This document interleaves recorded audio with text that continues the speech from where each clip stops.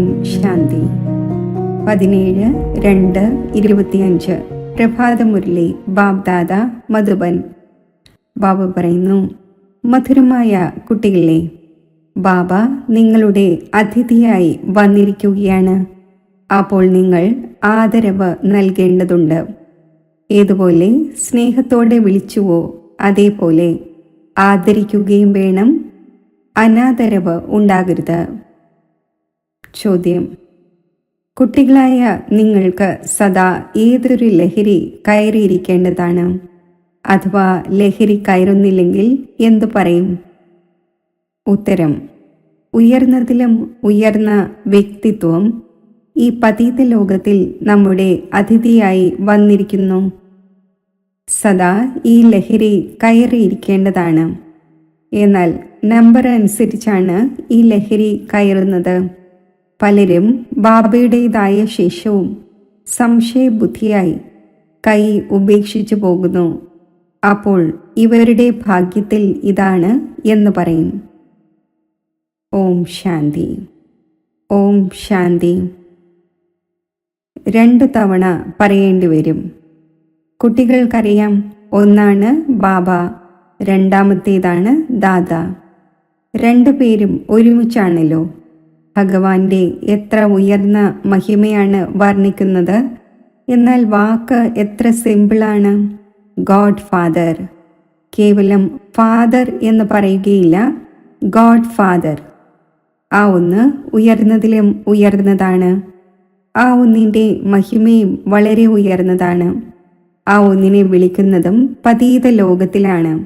സ്വയം വന്ന് പറഞ്ഞു തരുന്നു, എന്നെ പതീത ലോകത്തിൽ തന്നെയാണ് വിളിക്കുന്നത്.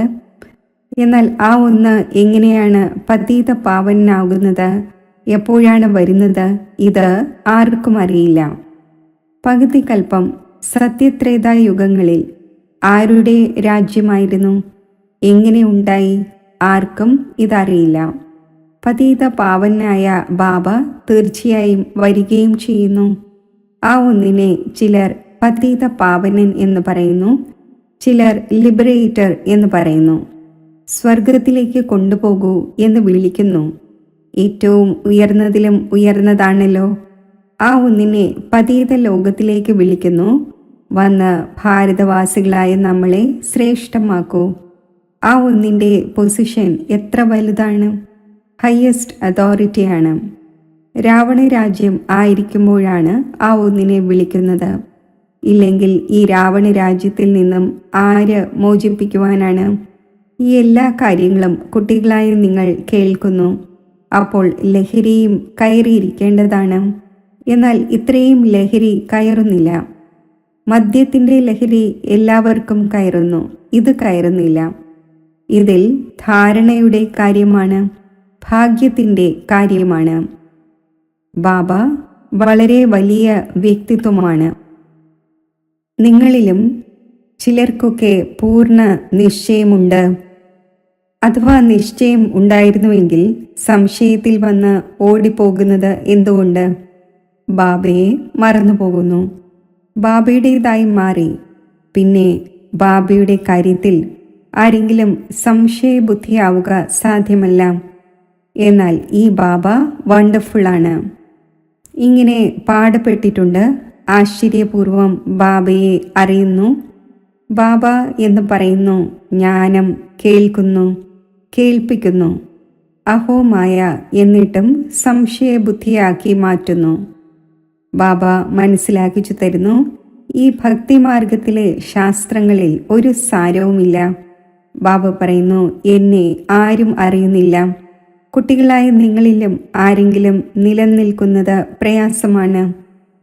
നിങ്ങളും ഫീൽ ചെയ്യുന്നുണ്ട്, ആ ഓർമ്മ സ്ഥായിയായി നിലനിൽക്കുന്നില്ല. നമ്മൾ ആത്മാക്കൾ ബിന്ദുവാണ്, ബാബയും ബിന്ദുവാണ്. അത് നമ്മുടെ പിതാവാണ്. ആ ഒന്നിന് സ്വന്തമായ ശരീരമില്ല. പറയുന്നു, ഞാൻ ഈ ശരീരത്തിൻ്റെ ആധാരമെടുക്കുന്നു. എൻ്റെ നാമം ശിവൻ എന്നാകുന്നു. ആത്മാവായ എൻ്റെ നാമം ഒരിക്കലും മാറുന്നില്ല.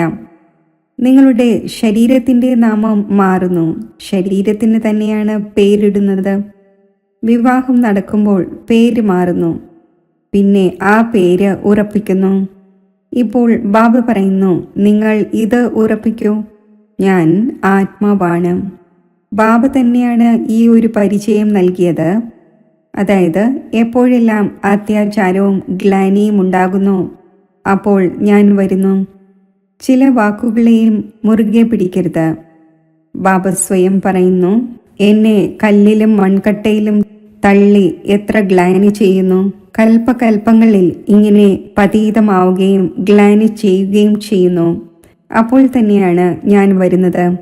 കൽപ്പകൽപ്പങ്ങളിൽ എനിക്ക് പാർട്ടുണ്ട്. ഇതിൽ മാറ്റങ്ങൾ ഉണ്ടാവുക സാധ്യമല്ല. ഡ്രാമയിൽ അടങ്ങിയതാണല്ലോ. നിങ്ങളോട് ചിലർ പറയുന്നു, കേവലം ഭാരതത്തിൽ മാത്രമാണ് വരുന്നത്. ഭാരതം മാത്രമാണോ സ്വർഗമായിരുന്നത്? അതെ, ഇത് അനാദിയും അവിനാശിയുമായ പാർട്ടായല്ലോ.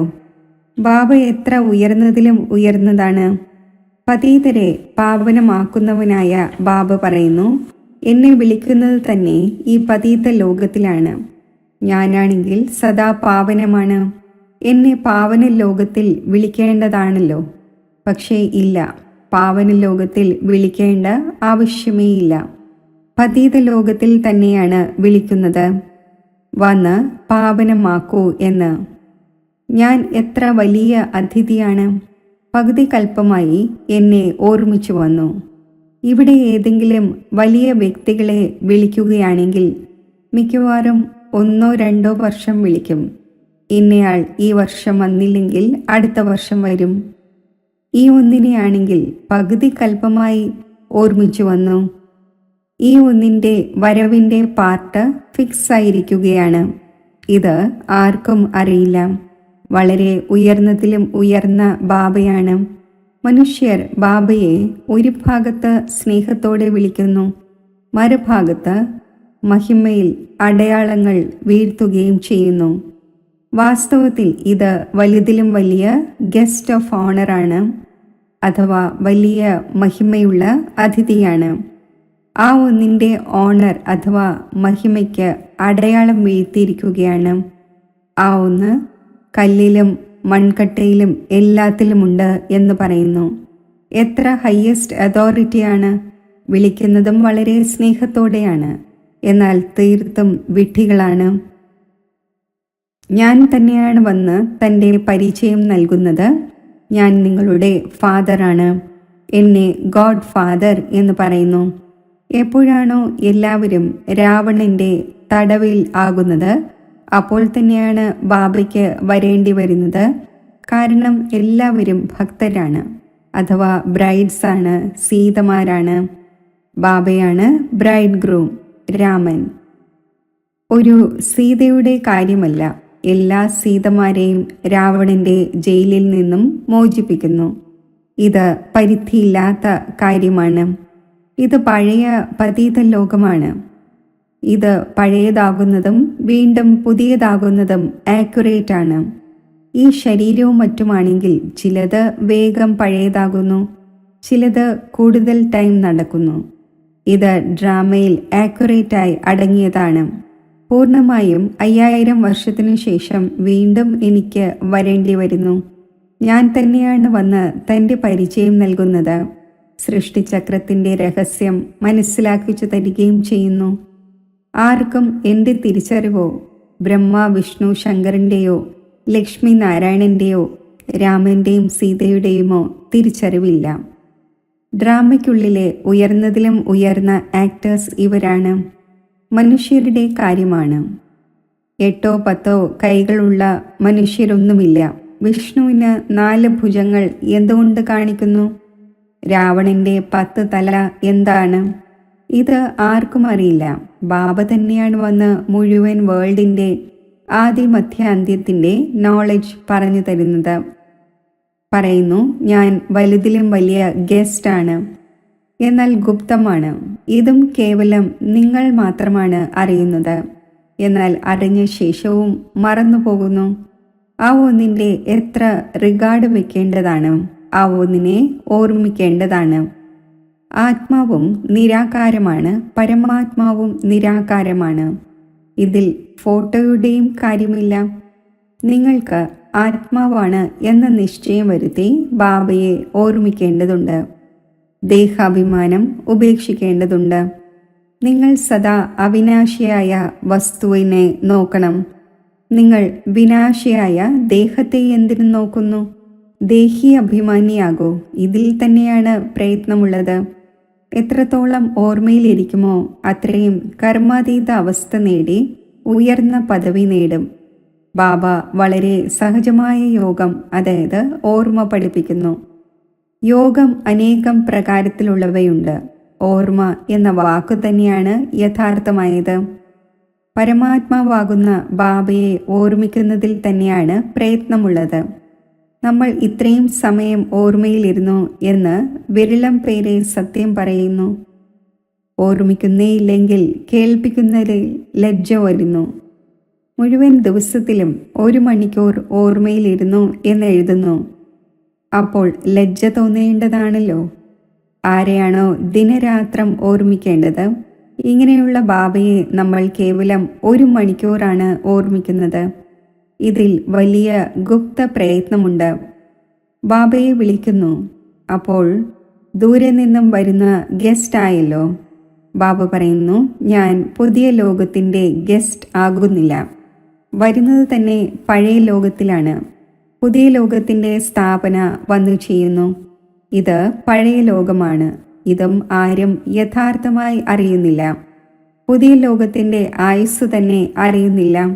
ബാബ പറയുന്നു, ഈ നോളജ് ഞാൻ തന്നെയാണ് വന്ന് നൽകുന്നത്. പിന്നെ ഡ്രാമയനുസരിച്ച് ഈ നോളജ് അപ്രത്യക്ഷമാകുന്നു. വീണ്ടും കൽപ്പത്തിനു ശേഷം ഈ പാർട്ട് റിപ്പീറ്റ് ആകും. എന്നെ വിളിക്കുന്നു. വർഷാവർഷം ശിവജയന്തി ആഘോഷിക്കുന്നു. ആരാണോ ജീവിച്ചിരുന്ന ശേഷം പോയത് അവരുടെ ആണ്ട് വർഷം തോറും ആഘോഷിക്കുന്നു. ശിവ് ബാബയുടേതും 12 മാസത്തിനു ശേഷം ജയന്തി ആഘോഷിക്കുന്നു. എന്നാൽ എപ്പോൾ മുതലാണ് ആഘോഷിച്ചു വന്നത് ഇതാർക്കും അറിയില്ല. ലക്ഷക്കണക്കിന് വർഷങ്ങളായി എന്ന് കേവലം പറയുന്നു. കലിയുഗത്തിൻ്റെ ആയുസ് തന്നെ ലക്ഷക്കണക്കിന് വർഷങ്ങൾ എന്നെഴുതിയിരിക്കുന്നു. ബാബ പറയുന്നു, ഇത് 5000 വർഷത്തിൻ്റെ കാര്യമാണ്. തീർച്ചയായും ഈ ദേവതമാരുടെ രാജ്യം ഭാരതത്തിൽ ഉണ്ടായിരുന്നുവല്ലോ. ബാബ പറയുന്നു, ഞാൻ ഭാരതത്തിൻ്റെ വളരെ വലിയ അതിഥിയാണ്. എനിക്ക് പകുതി കൽപ്പമായി വളരെയധികം ക്ഷണം നൽകി വന്നിരിക്കുന്നു. എപ്പോഴാണോ വളരെയധികം ദുഃഖിതരാകുന്നത് അപ്പോൾ പറയുന്നു, ഹേ പതീത പാവന വരൂ, ഞാൻ വന്നിരിക്കുകയുമാണ് പതീത ലോകത്തിൽ. രഥം എനിക്ക് ആവശ്യമാണല്ലോ. ആത്മാവ് അകാലമൂർത്തിയാണ്. അതിൻ്റെ സിംഹാസനമാണ് ഇത്. ബാബയും അകാലമൂർത്തിയാണ്. ഈ സിംഹാസനത്തിൽ വന്ന് വിരാജിതനാകുന്നു. ഇത് വളരെ രമണീകമായ കാര്യങ്ങളാണ്. മറ്റാരെങ്കിലും കേൾക്കുകയാണെങ്കിൽ കുഴങ്ങിപ്പോയേനെ. ഇപ്പോൾ ബാബ പറയുന്നു, കുട്ടികളെ, എൻ്റെ മതമനുസരിച്ച് നടക്കൂ. ശിവ് ബാബയാണ് മതം നൽകുന്നത്, ശിവ് ബാബയാണ് മുരളി ഉച്ചരിക്കുന്നത് എന്ന് മനസ്സിലാക്കൂ. ഇദ്ദേഹം പറയുന്നു, ഞാനും ആ ഒന്നിൻ്റെ മുരളി കേട്ട ശേഷം കേൾപ്പിക്കും. കേൾപ്പിക്കുന്നവൻ ആ ഒന്ന് തന്നെയാണല്ലോ. ഇദ്ദേഹം നമ്പർ 1 പൂജ്യനും പിന്നെ നമ്പർ 1 പൂജാരിയുമായി. ഇപ്പോൾ ഇദ്ദേഹം പുരുഷാർത്ഥിയാണ്. കുട്ടികൾ എല്ലായ്പ്പോഴും മനസ്സിലാക്കണം, നമുക്ക് ശിവ് ബാബയുടെ ശ്രീമത് ലഭിച്ചിരിക്കുന്നു. അഥവാ എന്തെങ്കിലും തലകീഴായ കാര്യം ഉണ്ടായെങ്കിൽ തന്നെ ആ ഒന്ന് നേരെയാക്കും. ഈ മുറിയാത്ത നിശ്ചയമുണ്ടെങ്കിൽ റെസ്പോൺസിബിൾ ശിവ് ബാബയാണ്. ഇത് ഡ്രാമയിൽ അടങ്ങിയതാണ്.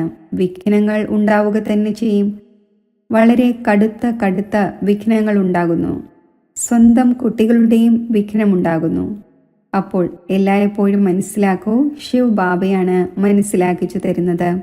അപ്പോൾ ഓർമ്മ നിലനിൽക്കും. ചില കുട്ടികൾ വിചാരിക്കുന്നു, ഈ ബ്രഹ്മ ബാബയാണ് മതം നൽകുന്നത്. പക്ഷേ അല്ല, ശിവ് ബാബ തന്നെയാണ് റെസ്പോൺസിബിൾ. എന്നാൽ ദേഹാഭിമാനം ഉണ്ടെങ്കിൽ അടിക്കടി ഇദ്ദേഹത്തെ തന്നെ നോക്കിക്കൊണ്ടിരിക്കും. ശിവ് ബാബ എത്ര വലിയ അതിഥിയാണ്. എന്നിരുന്നാലും റെയിൽവേയിലുള്ളവരും മറ്റും അറിയുന്നതേയില്ല.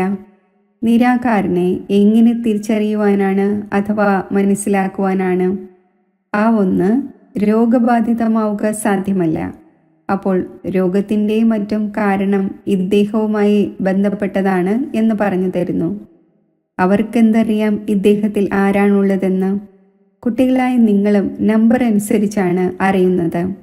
ആ ഒന്ന് എല്ലാ ആത്മാക്കളുടെയും പിതാവായി. പിന്നെ പ്രജാപിതാവായ ഇദ്ദേഹം മനുഷ്യരുടെ പിതാവാണ്. അപ്പോൾ ഇവർ രണ്ടുപേരും ബാബ് ദാദ എത്ര വലിയ ഗസ്റ്റ് ആയി. ബാബ പറയുന്നു, എന്ത് സംഭവിച്ചാലും ഡ്രാമയിൽ നിശ്ചയിക്കപ്പെട്ടതാണ്. ഞാനും ഡ്രാമയുടെ ബന്ധനത്തിൽ ബന്ധിതനാണ്. നിശ്ചയിക്കപ്പെട്ടതല്ലാതെ യാതൊന്നും ചെയ്യാൻ സാധിക്കില്ല. മായയും വളരെ ദുഷ്കരമാണ്. രാമനും രാവണനും രണ്ടു പേർക്കും പാർട്ടുണ്ട്. ഡ്രാമയിൽ രാവണൻ ചൈതന്യമായിരുന്നുവെങ്കിൽ ഞാനും ഡ്രാമയനുസരിച്ചാണ് വരുന്നത് എന്ന് പറഞ്ഞേന്. ഇത് ദുഃഖത്തിൻ്റെയും സുഖത്തിൻ്റെയും കളിയാണ്. സുഖം പുതിയ ലോകത്തിലാണ്, ദുഃഖം പഴയ ലോകത്തിലാണ്. പുതിയ ലോകത്തിൽ കുറച്ച് മനുഷ്യരേ ഉള്ളൂ. പഴയ ലോകത്തിൽ എത്ര അനേകം മനുഷ്യരുണ്ട്. പതീത പാവനായ ബാബയെ തന്നെയാണ് വിളിക്കുന്നത്, വന്ന് പാവന ലോകം ഉണ്ടാക്കൂ. കാരണം പാവന ലോകത്തിൽ വളരെയധികം സുഖമുണ്ടായിരുന്നു. അതിനാൽ തന്നെയാണ് കൽപ്പകൽപ്പങ്ങളിൽ വിളിക്കുന്നത്. ബാബ എല്ലാവർക്കും സുഖം നൽകിയ ശേഷം പോകുന്നു. ഇപ്പോൾ വീണ്ടും പാർട്ട് റിപ്പീറ്റ് ആകുന്നു. ലോകം ഒരിക്കലും ഇല്ലാതാകുന്നില്ല. ഇല്ലാതാകുന്നത് ഇമ്പോസിബിളാണ്. സമുദ്രവും ലോകത്തിലുള്ളതാണല്ലോ. ഇത് 3rd ഫ്ലോർ ആണല്ലോ. ജലമയവും ജലം തന്നെ ജലവുമാകുന്നു എന്ന് പറയുന്നു. എന്നിരുന്നാലും പൃഥ്വി ഫ്ലോർ ആണല്ലോ, ജലവും ഉണ്ടല്ലോ. പൃഥ്വി ഫ്ലോർ വിനാശമാവുക സാധ്യമേ അല്ല. ജലവും ഈ ഫ്ലോറിലാണ് ഉള്ളത്. 2nd, 1st ഫ്ലോറായ സൂക്ഷ്മവതനത്തിലും മൂലവതനത്തിലും ജലം ഇല്ല. ഇത് പരിധിയില്ലാത്ത സൃഷ്ടിയുടെ 3 ഫ്ലോറാണ്. അത് കുട്ടികളായ നിങ്ങളല്ലാതെ മറ്റാരും അറിയുന്നില്ല. ഈ സന്തോഷത്തിൻ്റെ കാര്യം എല്ലാവരെയും സന്തോഷത്തോടെ കേൾപ്പിക്കണം. ആരാണോ പൂർണ്ണമായും പാസ്സാകുന്നത് അവരുടെ അതീന്ദ്രിയ സുഖത്തെക്കുറിച്ച് തന്നെയാണ് പാടപ്പെട്ടിട്ടുള്ളത്. ആരാണോ രാവും പകലും സർവീസിൽ തൽപരരായിരിക്കുന്നത്, സർവീസ് തന്നെ ചെയ്തുകൊണ്ടിരിക്കുന്നത്, അവർക്ക് വളരെ സന്തോഷമുണ്ടായിരിക്കും. മനുഷ്യർ രാത്രിയിലും ഉണർന്നിരിക്കുന്ന ചില ദിവസങ്ങളും വരുന്നു. എന്നാൽ ആത്മാവ് ക്ഷീണിക്കുമ്പോൾ ഉറങ്ങേണ്ടതായി വരുന്നു. ആത്മാവ് ഉറങ്ങുമ്പോൾ ശരീരവും ഉറങ്ങുന്നു. ആത്മാവ് ഉറങ്ങിയില്ലെങ്കിൽ ശരീരവും ഉറങ്ങുകയില്ല. ക്ഷീണിക്കുന്നത് ആത്മാവാണ്. ഇന്ന് ഞാൻ ക്ഷീണിച്ചിരിക്കുകയാണ്. ആരാണ് പറഞ്ഞത്? ആത്മാവ്. കുട്ടികളായ നിങ്ങൾ ആത്മാഭിമാനിയായി ഇരിക്കണം. ഇതിൽ തന്നെയാണ് പ്രയത്നമുള്ളത്. ബാബയെ ഓർമ്മിക്കുന്നില്ല, ദേഹി അഭിമാനിയായി ഇരിക്കുന്നില്ല. അപ്പോൾ ദേഹത്തിൻ്റെ സംബന്ധികളും മറ്റും ഓർമ്മ വരുന്നു. ബാബ പറയുന്നു, നിങ്ങൾ നഗ്നമായി വന്നിരുന്നു, വീണ്ടും നഗ്നമായി പോകേണ്ടതുണ്ട്. ഈ ദേഹത്തിൻ്റെ സംബന്ധവും മറ്റും മറന്നേക്കൂ. ഈ ശരീരത്തിലിരിക്കവേ എന്നെ ഓർമ്മിക്കൂ. അപ്പോൾ സദോ പ്രധാനമാകും. ബാബ എത്ര വലിയ അതോറിറ്റിയാണ്. കുട്ടികളല്ലാതെ ആരും അറിയുന്നതേയില്ല. ബാബ പറയുന്നു, ഞാൻ ദരിദ്രരുടെ നാഥനാണ്. എല്ലാവരും സാധാരണക്കാരാണ്. പതീത പാവനായ ബാബ വന്നിരിക്കുകയാണ്. ഇത് അറിഞ്ഞുവെങ്കിൽ എത്ര ആൾത്തിരക്കുണ്ടായേനെ എന്നറിയില്ല. വലിയ വലിയ വ്യക്തികൾ വരുമ്പോൾ എത്ര ആൾത്തിരക്കുണ്ടാകുന്നു. ഡ്രാമയിൽ ഈ ഒന്നിൻ്റെ പാർട്ട് തന്നെ ഗുപ്തമായിരിക്കുന്നതിൻ്റേതാണ്. മുന്നോട്ടു പോകവേ പതുക്കെ പതുക്കെ പ്രഭാവമുണ്ടാകും. വിനാശം ഉണ്ടാവുകയും ചെയ്യും. എല്ലാവരും കൂടിക്കാഴ്ച നടത്തുക സാധ്യമല്ല. ഓർമ്മിക്കുന്നുവല്ലോ, അപ്പോൾ അവർക്ക് ബാബയുടെ പരിചയം ലഭിക്കും. പിന്നെ എത്തിച്ചേരാൻ സാധിക്കില്ല. ഏതുപോലെ ബന്ധനസ്ഥരായ പുത്രിമാർക്ക് കൂടിക്കാഴ്ച നടത്താൻ സാധിക്കുന്നില്ല. എത്ര അത്യാചാരം സഹിക്കുന്നു. വികാരം ഉപേക്ഷിക്കാൻ സാധിക്കുന്നില്ല. സൃഷ്ടി എങ്ങനെ നടക്കും എന്ന് പറയുന്നു. സൃഷ്ടിയുടെ ഭാരം ബാബയുടെ മേലാണോ നിങ്ങളുടെ മേലാണോ? ബാബയെ അറിയുകയാണെങ്കിൽ പിന്നെ ഇങ്ങനെയുള്ള ചോദ്യങ്ങൾ ചോദിക്കില്ല. പറയൂ, ആദ്യം ബാബയെ അറിയൂ, പിന്നെ നിങ്ങൾ സർവ്വതും അറിയും. മനസ്സിലാക്കിച്ചു കൊടുക്കുന്നതിനും യുക്തി വേണം. ശരി, മധുരമധുരമായ വളരെ കാലം വേർപിരിഞ്ഞ ശേഷം തിരിച്ചു കിട്ടിയ കുട്ടികൾക്ക് മാതാവും പിതാവുമായ ബാബ് ദാദയുടെ സ്നേഹസ്മരണകൾ. Good morning. ആത്മീയ പിതാവിൻ്റെ ആത്മീയ കുട്ടികൾക്ക് നമസ്തേ. ധാരണയ്ക്കുള്ള മുഖ്യസാരം: സദാ ഹയസ്റ്റ് അതോറിറ്റിയായ ബാബയുടെ ഓർമ്മയിൽ ഇരിക്കണം. വിനാശി ദേഹത്തെ നോക്കാതെ ദേഹി അഭിമാനി ആകുന്നതിൻ്റെ പ്രയത്നം ചെയ്യണം. ഓർമ്മയുടെ സത്യസത്യമായ ചാർട്ട് വയ്ക്കണം. ദിനരാത്രം സർവീസിൽ തൽപരരായിരുന്ന് അപാര സന്തോഷത്തിലിരിക്കണം. 3 ലോകങ്ങളുടെയും രഹസ്യം എല്ലാവരെയും സന്തോഷത്തോടെ മനസ്സിലാക്കിക്കണം.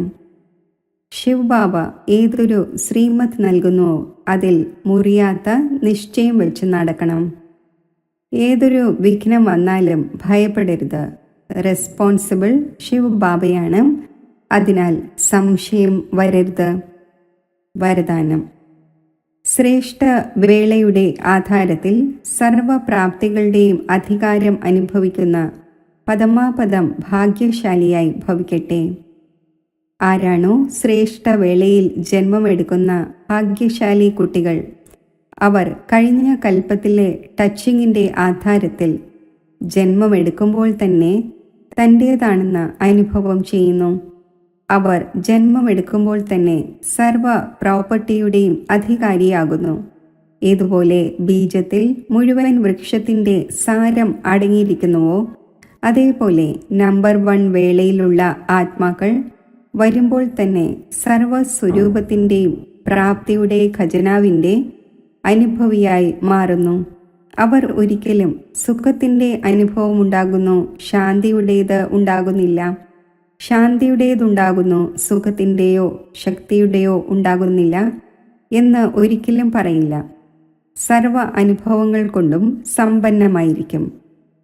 സ്ലോഗൻ: തൻ്റെ പ്രസന്നതയുടെ തണലിലൂടെ ശീതളതയുടെ അനുഭവം ചെയ്യിക്കുന്നതിനു വേണ്ടി നിർമ്മലവും വിനയമുള്ളവരും ആകൂ. അവ്യക്ത സൂചന: ഏകാന്തപ്രിയരാകൂ. ഏകതയും ഏകാഗ്രതയും സ്വായത്തമാക്കൂ. സർവസംബന്ധങ്ങളും സർവരസങ്ങളും ഒന്നിൽ നിന്നും എടുക്കുന്നവർക്ക് മാത്രമേ ഏകാന്തപ്രിയരാകാൻ സാധിക്കുകയുള്ളൂ. ഒന്നിലൂടെ സർവരസങ്ങളും പ്രാപ്തമാകുന്നു എന്നിരിക്കെ അനേകം ഭാഗത്തേക്ക് പോകുന്നതിൻ്റെ ആവശ്യം തന്നെ എന്താണ്? കേവലം ഏകം എന്ന വാക്കെങ്കിലും ഓർമ്മ വയ്ക്കുമെങ്കിൽ അതിൽ മുഴുവൻ ജ്ഞാനവും വരുന്നു, സ്മൃതിയും വരുന്നു, സംബന്ധവും വരുന്നു, സ്ഥിതിയും വരുന്നു. അതിനോടൊപ്പം ഏത് പ്രാപ്തിയാണോ ഉണ്ടാകുന്നത് അതും ആ ഒരു വാക്കിലൂടെ സ്പഷ്ടമാകുന്നു. ഒന്നിൻ്റെ ഓർമ്മ, ഏകരസസ്ഥിതി, മുഴുവൻ ജ്ഞാനവും ലഭിക്കുന്നതും ഒന്നിൻ്റെ ഓർമ്മയ്ക്ക് വേണ്ടി തന്നെയാണ്. പ്രാപ്തികളും ഏതൊന്നാണോ ഉണ്ടാകുന്നത് അതും ഏകരസമായി നിലനിൽക്കുന്നു. ഓം ശാന്തി. യോഗത്തിൻ്റെ അഭ്യാസം: ഞാൻ എൻ്റെ ആത്മസ്വരൂപത്തെ സ്മൃതിയിൽ കൊണ്ടുവരുന്നു.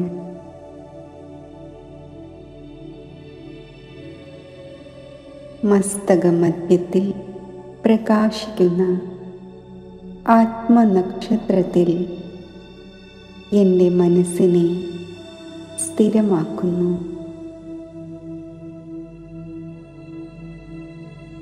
ഈ അന്തർമുഖതയാകുന്ന ഗുഹയിൽ ഞാൻ എൻ്റെ തപസ്വി സ്വരൂപത്തിൽ സ്ഥിതി ചെയ്യുമ്പോൾ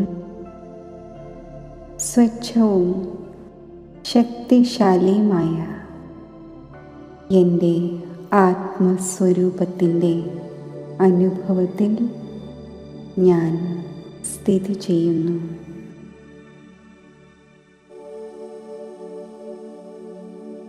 ഈ സ്ഥിതിയിലിരുന്നു കൊണ്ട് ഹോളിയസ്റ്റും സ്വീറ്റസ്റ്റുമായ ബാബയുമായി മധുരമായ കൂടിക്കാഴ്ച ഞാൻ നടത്തുകയാണ്.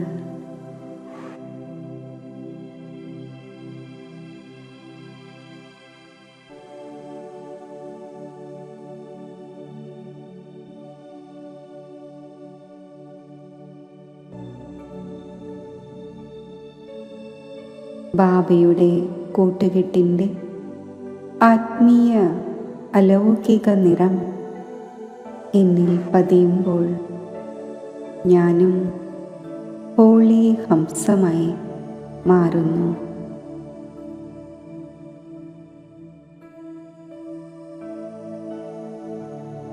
എന്നിൽ അവിനാശി സന്തോഷം നിറയുന്നു.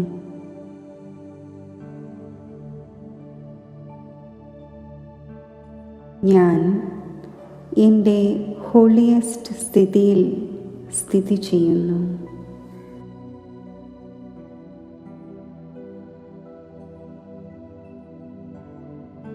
സങ്കല്പത്തിലോ സ്വപ്നത്തിലോ പോലും ഉള്ള അപവിത്രത പൂർണ്ണമായും നീക്കം ചെയ്യുന്ന ഈ പരമ പവിത്ര സ്ഥിതിയിൽ സ്ഥിതി ചെയ്യുമ്പോൾ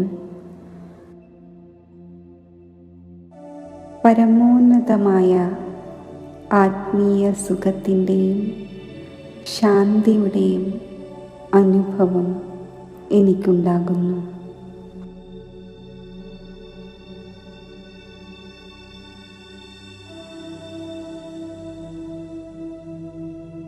ഈ അനുഭവത്തിൻ്റെ കിരണങ്ങൾ എന്നിൽ നിന്നും മുഴുവൻ വിശ്വത്തിലേക്കും വ്യാപിക്കുന്നു.